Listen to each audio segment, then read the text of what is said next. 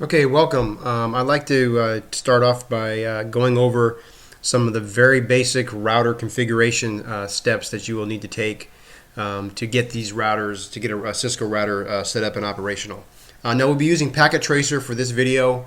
Right here, as you can see on my screen, I have the Cisco Packet Tracer window already open. You will need to, of course, have Packet Tracer in order to do this. A couple things to point out. One, down here at the bottom is all of our devices. That's where we're going to be grabbing our devices from. And right now I have the networking devices selected with the routers. So down here at the bottom I have a bunch of routers lined up along the bottom. And I'm just going to grab this 1941 router and drag it up onto the screen. And this is the router that I'm going to use for this demonstration to go over some of the basic configurations. Some of the things we're going to go over, things like setting the host name, setting the message of the day, setting the passwords for like the console password, the enable secret password. Also go over some of the features of how to use the command line to configure the router. So once I have my router on the canvas here, again I just dragged and dropped it up here. I can click on the router and this will bring up my my router window. Now normally when you open it up, it opens up to the physical picture of the router. So this is what the actual physical router looks like. You can zoom in on it if you want to, or zoom out and zoom in if you want to see more detailed versions of it. There's a power button. You can turn the router on and off. But for the most part, we were going to be just using this if you want to put additional modules in here. So for example, see these black boxes? If one of the things you were required to put onto this router was a serial interface, right now there's no serial interfaces installed on this router. It just has Ethernet interfaces over here. I could come over here and grab this HWIC2T, drag it over here and drop it in here, but I would have to first turn off the power to do that. And if I don't have the power turned off, what will happen when I do that is I grab this HWIC2T and drop it in here, and it would give me an error if I had had the power turned on. So since I have the power turned off, I can drag that in there, and I can also remove it if I want to, if I don't want it in there. I'm going to go ahead and put it in there. That way I can show you some of the interface types that we have. So we're going to leave that in there. And I'm going to go ahead and power my router on. And again, if you want to zoom in, you can see the power state. You can see this little green light here. That shows me the power state of the router. It shows me that the power is on. So once my router is booting, I can go over to this command line, the CLI. Try to stay out of this area called config. There are things you can do in the config area. You can do some things, but the problem with using the config area is in the real world, when you're working on routers in the real networking environments, you don't have this option. So you can't just do a config tab and get access to the config of the routers this way. So trying to keep with what you would use in the real world, this is not a good place to go and configure your router. So we're going to stay out of there. We're going to go into the command line. Now the first thing that happens when you boot a router or a switch, it asks you, do you want to go into this configuration dialog? Do you want to configure it? Basically, the configuration dialog is an easy way to set up a Cisco router or a switch. We don't want to use those, so we always say no to that, and we press enter, and then it's going to say press return to get started, and I'm going to be given the router prompt here, which is basically the word router with this little caret or the greater than symbol here on the right of it, and in my flashing blinker. This is what we call user mode. There's not really a lot you can do in user mode. There's some basic functionality. I'm going to use the question mark to list my commands. You just type question mark, and these are the commands that I have available to me. Some of these commands are basically just commands for doing things like pinging. You can do some terminal configurations, some trace route. You can do an SSH to another device. So there's some very, very basic stuff that you can do here. None of your configurations will happen in this area. One of the things I see students do all the time is they're trying to do things like configure the host name. So they type in host name and they say R1, but they're doing it in this area, and they hit enter and it doesn't work, and they say excuse me, it doesn't work. And I look at the screen and I say, well, of course not. You're in the wrong place. So one of the things you always want to do is when if you're not sure about where you are or what you can do, you can always use the question mark and look to see if is the command that I want to run. In this case, I was trying to use the host name command. Is it one of the commands that I have available to me? And the answer is, of course, no, it's not there. So if the command is not listed on the list of commands available, I can't run it. In order to configure the router, you have to get into what's called enable mode or exec mode, or privileged exec mode, excuse me. And the way you do that is you use the enable command. So I just type in enable, or I can just type in en if you want to. That works as well, because if you look here, the only command that starts with en is enable. There's no other command, so you can just type in en and hit enter, or you can type in enable, or you can type in en tab. What that'll do is if I just type in en and hit the tab key, it'll finish the command for me. Hit enter, and now my command has changed. As you can see, the command prompt has changed. Now I have this hashtag or this pound sign. And if I do a question mark, now I have different commands. I have more commands available to because now I'm in a different level of the router. Basically, the privileged exec mode is it's like the administrator of the router. It's like having an administrator account on a Windows machine or a root account on a Linux box. So I have a lot more commands that I can use to do things with. Now, there are a very, very few things you can do from this position to actually configure the router. You can do things like set the clock, and you can do some very basic stuff like working with the file system, but most of your commands that you're going to use when you configure the router are going to be in the global configuration mode. To get into the global configuration mode, you just type in config T, which stands for, if I go back and tab this out, configure, and then T stands for terminal. So I can either use configure terminal, or I can use just config T. Now, if you're trying to make changes to the router configuration from this mode without you going into configuration mode, for example, if I want to type in host name and I want to change my host name to R1 and I hit enter, I'm going to get an error because there is no host name listed on the list of commands that are available in this area. Again, so if you're in an area, you get an error that shows you, hey, this command is an invalid input. The very next thing you should do is you should hit the question mark and look to see if the command that you're trying to run, in this case hostname, is an available command. And as we can see from the screen, it is not an available command. There is no hostname in here, so I'm not in the right place in order to use the hostname command. Unfortunately, what I see a lot of times is students that do this. They just keep typing the same thing over and over and over. And not getting anywhere because they think that they're in the right place, but they're not. The first thing you should do after you get an error is immediately hit the question mark and look to make sure that the command that you're typing is a valid command in that area. If it is not, you are in the wrong place and you need to try to get to the configuration mode in order to make that change. So to do that, again, we type in config T, and now I am in configuration mode. And I can tell that because right here it says config. So if I want to do the configuration of the router, if I want to make changes to the router configuration, I have to be in config mode. To get back out of config mode, you can just type in exit, and that'll take you back to your enable mode. Exit will take you back to the beginning. Again, it'll say press return to get started, and I'm back into the user mode. Again, to get out of user mode, you type in enable or en, and to get into config mode, I type in config T. Okay, now the first thing we want to do is we want to set my host name because all routers by default come with the word router as the name. That's not going to be very good, especially if I get a lot of routers in my network. If they all are named router, I'm not going to know where I am. So the first thing we want to do is we want to set the host name using the hostname command. Now, again, I can just type, I believe, host, and I can hit tab, and it'll finish it for me. Or I can just type in, let's check to see how many commands have the H. There's only one command that has H listed. That's the hostname command. So I can literally type H and hit tab, and it will finish the name for me. One other point about that is because the hostname command only works in the configuration mode, okay, it is the only command that has the letter H. If you're in another mode, for example, let's exit back out to enable mode. If I press H and hit tab, nothing happens. But that's not what should happen. What should happen when I press H and type H and push tab is the word hostname should appear because there's only one command that has the letter H, and that's hostname. So I can immediately tell that I'm in the wrong place. What I should then do is do the question mark, look for the command hostname. I don't see it. Therefore, I know I'm in the wrong place, and now I need to make sure I go into configuration mode because anytime you make configuration changes to the router, you should be in configuration mode. So we're going to go ahead and type in hostname, and we're going to change the hostname to R1. Now, as soon as I hit enter, my hostname changed to R1, and I can see that take place. Now, one of the things that you really want to get in the practice of doing is saving your changes as soon as possible. So one of the things you can do from the global configuration mode is you can type in do, and then you can type in WR, which stands for write. So I'm going to type in WR, and it's going to write my configuration. You can also do a WR from this area, which is the privilege exec mode.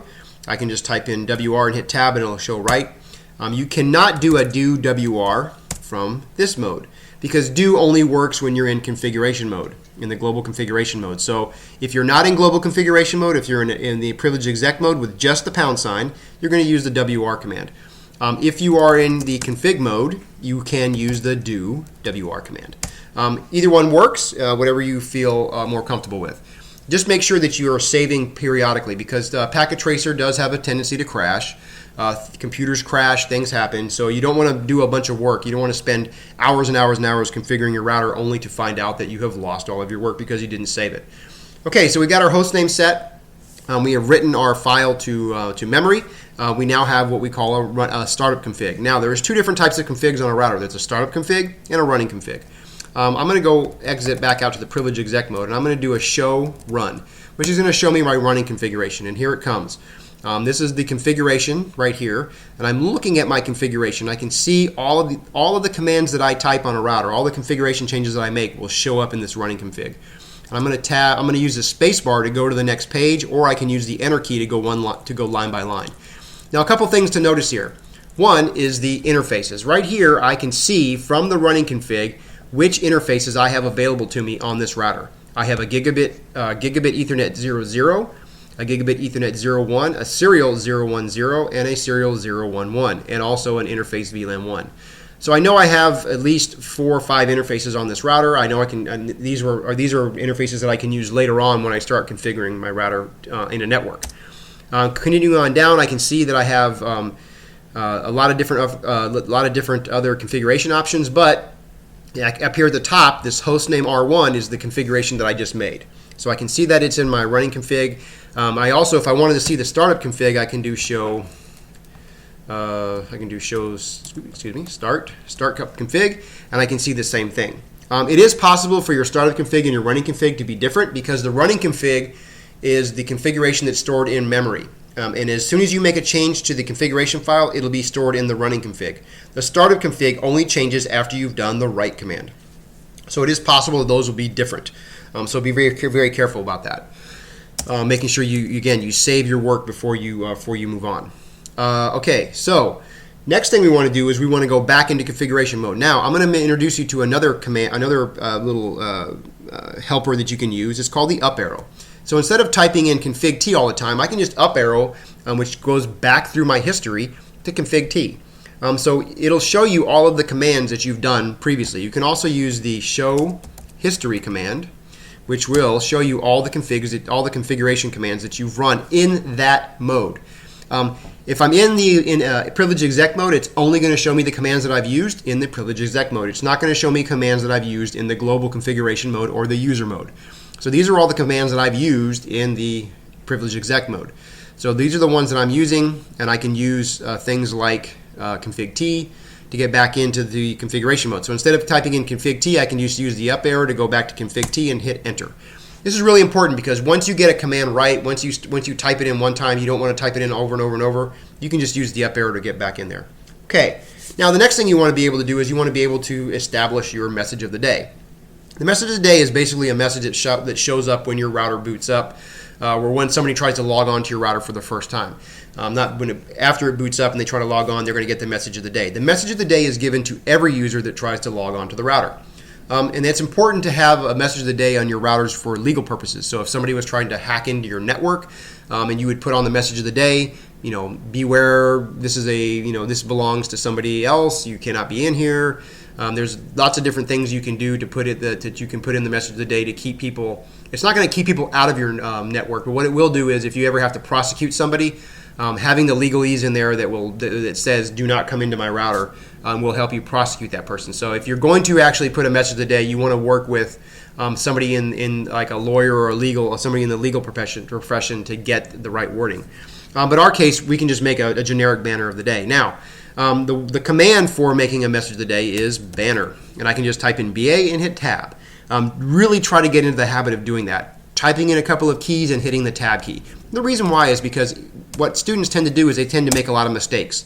like spelling mistakes. And they'll say banner MOTD, and they'll go on with the command, and they'll type in the entire command, hit enter, and they'll get an error. And they get an error. And the reason they got an error is because they misspelt one of the words at the beginning of the command. If you do that, if you continue to do that, you're going to get very frustrated. It's going to become very difficult to deal with that because you're going to be making mistakes all the time. A better way to do it is always to type in a couple of letters, hit the tab key, and let the operating system finish it for you. It'll save you a lot of work. It'll save you a lot of headache. The next thing you want to do is if you always want to make sure, especially when you're beginning to use routers, the next thing you need to do is hit the question mark to look to see what are my options. A lot of students will just try to type in the entire command, which is fine. If you know the commands and you're comfortable with that, please do it. But if you're starting out, the best way to do it is to type one command and then put a question mark to see what are the options next. Here I can see that my option is MOTD, so I'm going to type in MOTD. And again, I can just type in M, hit tab, or I can type in MOTD and hit question mark. And now what it tells me is you must type in a line. Now it says line C, banner text C, where C is the limiting character. What that means is the next character that you type will be the character that tells the router to end the line. And you want to use a character that's not going to be part of your message today. So I like to use the pound sign. Following the pound sign, I'm going to put in my message. And we're just going to say, please stay out of my router.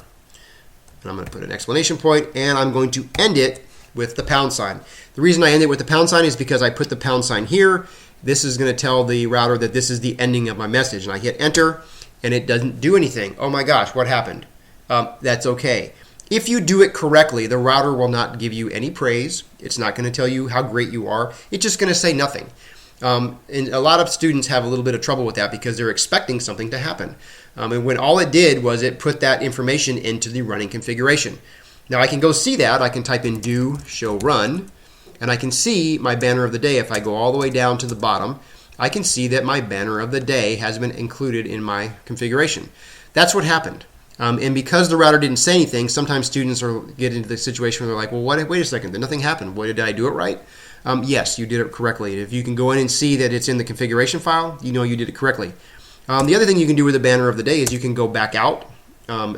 You can go back out to the beginning, and you can let's see. Let's go to end this, and we're going to go back out and exit.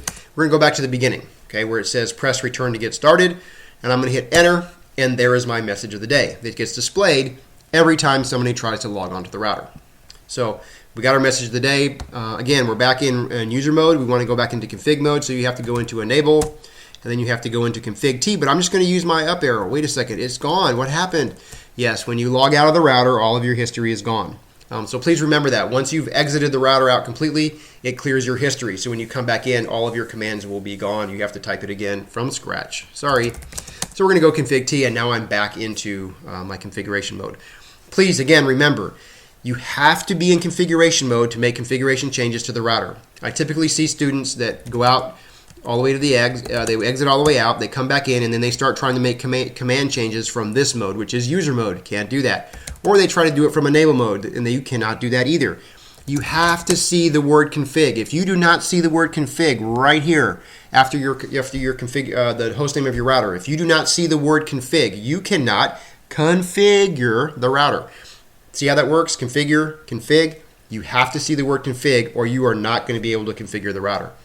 The next thing I want to cover is passwords, because passwords are important to a router. You want to have passwords so that people just can't access your router anytime they want to. The first thing we're going to work on is the console password. So there is a line, it's called a line con 0, and if you do a do show run, and I go all the way down to the bottom, you can see these lines here. There's line con 0, line aux 0, and line VTY 04. Now, what these are the different lines on a router. The line con 0 is for the console port. The auxiliary port is for plugging in a modem, if you want to plug in an external modem for remote access. And the VTY are virtual terminals. These are things that you're going to use via Telnet or SSH. And we'll cover those later in a later video. So we're going to be focusing on line con 0. Now to get into the line configuration mode, I type in line con 0. Now, did you notice I typed in exactly what's here? So if you forget what to type, look at your running config. It is right there. You don't have to remember it. Just look at your running config. It's right in front of you. You go ahead and press enter. And now I'm in what's called line configuration mode. And you can see I'm in line configuration mode because it has the word line. In line configuration mode, I have a couple of options. Let's go ahead and look. This is the first thing you should do when you go into line configuration mode is hit the question mark. Look to see what you have available. Now, the first thing I want to do is I want to go ahead and enable my password. And there is a password command. You can see it right here. So let's look at the password. Let's type in the password command. Again, there's only one command that starts with PA. So I'm going to type in PA and I'm going to tab it out. Oh, it didn't work. Why is that? Because there's actually two, so you have to do PAS. So now I have password. So there's actually two commands that start with PA. I have to type in PAS and then I can get the password command. I'm going to hit question mark. What is next? Now, you can specify the number 7, which specifies a hidden password, or you can just put in the line, which means you're going to put in your unencrypted password. You're going to type the password that you want to set. So I'm going to set the password to Cisco. I'm going to hit enter. Now, if you look up here, there's another command that we have to use called login. Login enables the use of the password. Just because you set the password doesn't mean the password will be used. We have to issue the login command in order for the password to be used when we access the router. So I issued the login command. Now, I'm going to go ahead and do a do right.